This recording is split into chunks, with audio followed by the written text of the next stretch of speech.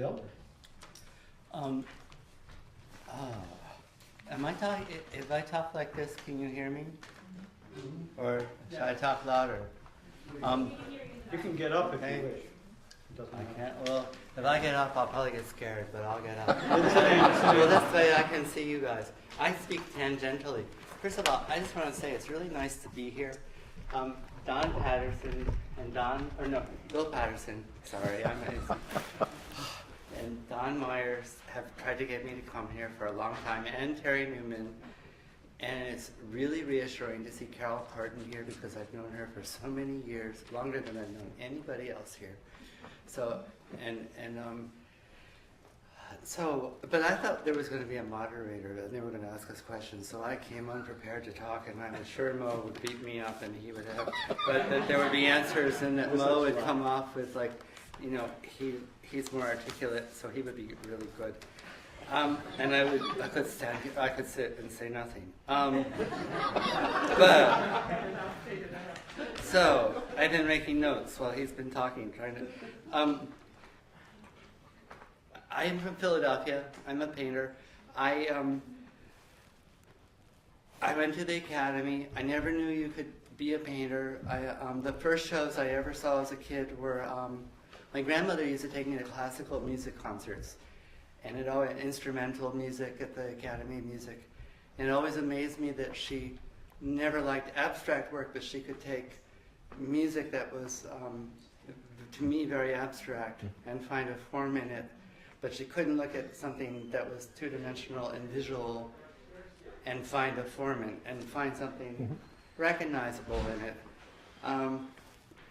And for me, it's sort of the reverse.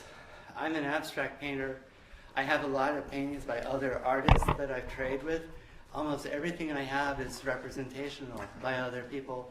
But I love songs with words in them. So I always say I'm an abstract painter who likes representational music. And I started out wanting to be a figure painter. I wanted to be Fairfield Porter or Alice Neal or Mitzi Melnikoff. That was my aspiration. And I did a lot of still lifes, and my relatives all liked my still lifes and wanted me to do more still lifes, and said they would show them to their friends. And I got so tired of going to Thanksgiving dinners where everyone would be really overly solicitous and talk to me about art. So I started painting abstractly. And then that cut out all the riffraff, and none of my relatives ever talked to me about painting again. So there's your answer for you. And I worked in a gallery for a long time, where I met Carol, actually. And I always liked the abstract element of representational work, and I love abstracted things. I love abstract painting, but or I like good painting. But at one point, I started painting abstract. After I painted abstractly for a few years, I remember I was walking down the street and someone waved at me, and I just saw the motion, and I said, and he said, and I didn't know who it was, and I realized I was nearsighted. So I needed glasses, and I got glasses. And as soon as I got the glasses, I picked them up at the ophthalmologist. And I walked out of the store on Chestnut Street, and I looked down at my sneakers, and I saw the threads in every shoelace. And I thought, ugh.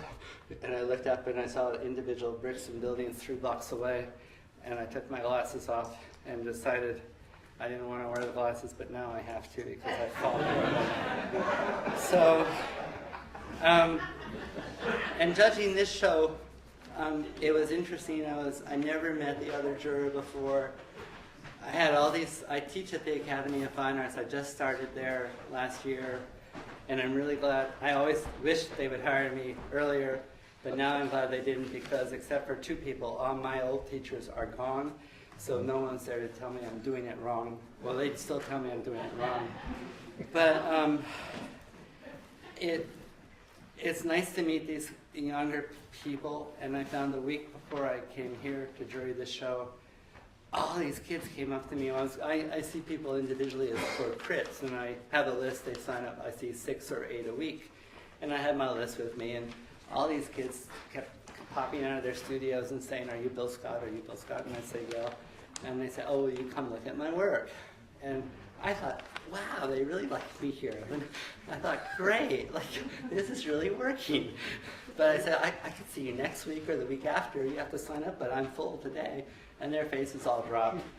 And at the end of the day, when I was leaving, this girl came up to me and said, "Oh, can you look at my picture? And I'm entering the show you're during next week, and I want you to see if you like it." And I said,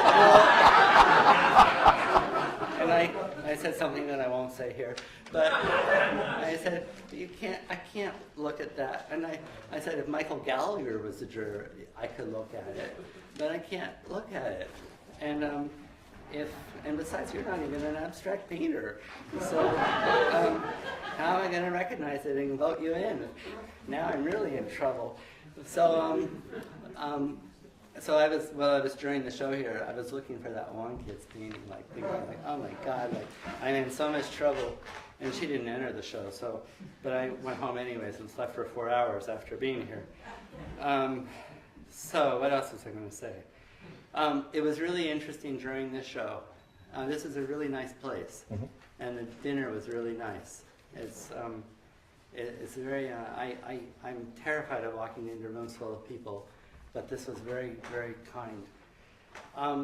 But walking around, the other juror and I didn't agree on anything, and we had to pick 100 things. Yeah, that's like the Johnny Carson show. Right? I'm sorry, I get excited. No, it's great. I like it. So we didn't agree on anything except one piece. And excuse me for naming names, but it's the piece that won first prize. But and I know the guys here, so just close your ears. We even had an argument about that, though, because from across the room, I was getting we were both getting persnickety but friendly, conflict resolution. And I said, well, because there are things that are here then there were other things that were rejected. And I know rejection's miserable. I'm a painter. I've been rejected hundreds of times. I'm sorry. But there were things that were figure paintings or still lifes or landscapes or still lifes. And I said, well, these could be in a figure, still life, landscape show, but these other things, none of them could be in one of those shows. These only could be in an abstract show. So let's focus on them. So from across the room, she pointed to the photograph and said, well, that's abstract. And I said, well, actually, that's representational. It's a photograph. And so I think it's really beautiful. And I think you did the yellow photograph too, right? Did you do that other piece as well? Yeah. So say, I don't know your name, I'm sorry. John. John. Well, you should say your last name. John Brewer. Okay. So this was a point of contention in a way that